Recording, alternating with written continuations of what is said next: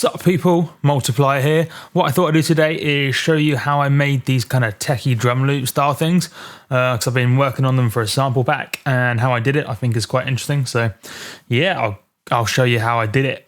Sweet. So I should probably show you some of the sort of things I mean. So here I'll show you a few of the loops.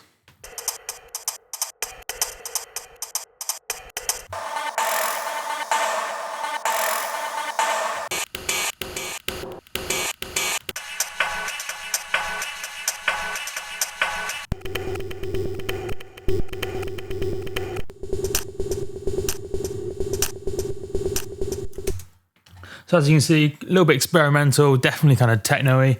But yeah, cool stuff. Obviously the same process I'll show you doesn't have to be for this style of loop, but the process is kind of interesting in itself. So yeah, I'll show you. So let's choose kind of an existing loop to get going. So basically the idea is we take an existing drum loop. So let's take one of these kind of Dead Mouse Zephyr loops. This one would be fine. Drag that out. We want to do a right click, convert drums to new MIDI track. And what that basically does is it extracts all the information about the drums. So now we click on this MIDI clip and kind of zoom in. We've got all this kind of MIDI information down here. And the cool thing about that is you'll notice how quite a lot, everything's kind of off the grid. And you got all this different velocity information as well as some basic patterns and stuff.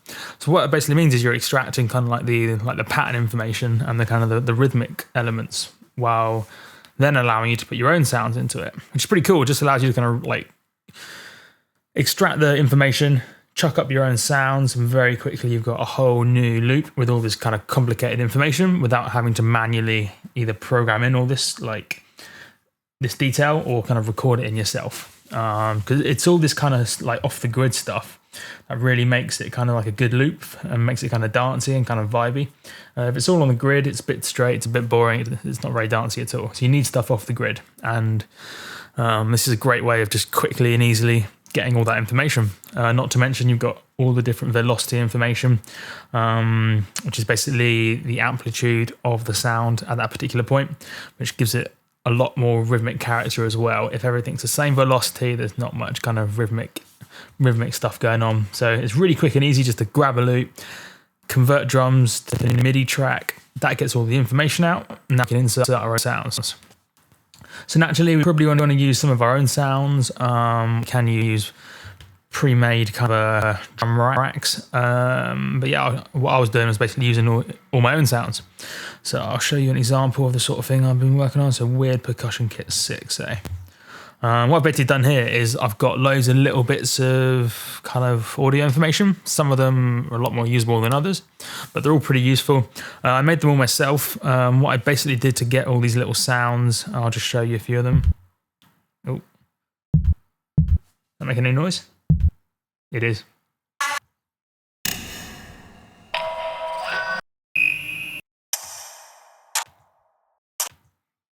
Sweet. So just lots of little things. Some of them are a little bit more kind of percussive-y than other ones. Other ones are kind of a bit more kind of experimental, a bit more kind of background and atmospheric.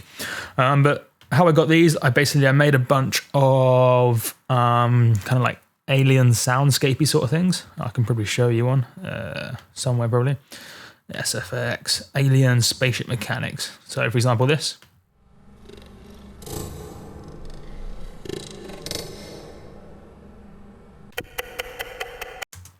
So yeah, I made a whole bunch of these things, and then what I did is, as I showed you in another video, I did a slice to new MIDI track on each one of these kind of soundscapey sort of things, and that basically chopped up all this stuff that I'd made into little sections that normally started with transients.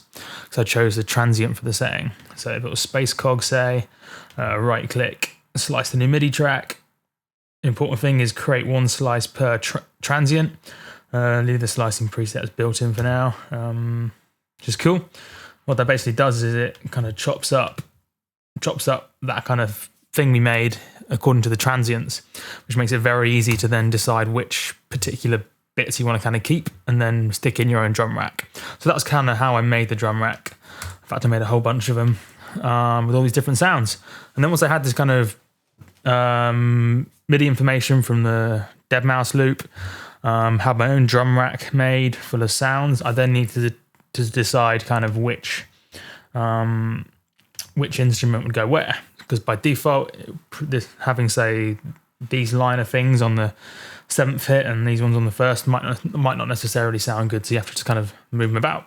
So what I'll do is I'll move them about and kind of show you the sort of process I go through. Oop. Stick a loop in there.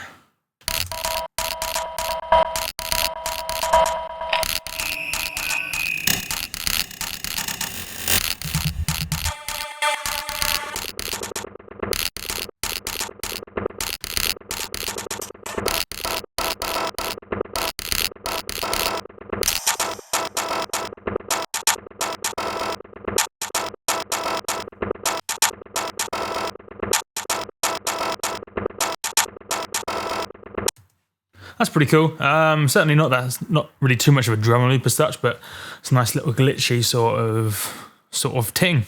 Just cool stuff. So yeah, that's basically the process I went through. You can do it with all sorts of stuff, but hopefully I've kind of showed you a few new techniques, a few new things that you might not have been aware of. Just cool shit. There you go. That's one way of kind of quickly generating new cool stuff. Sweet, done. Right. There wasn't even any Skrillex jokes in there. Nightmare. Must be losing it.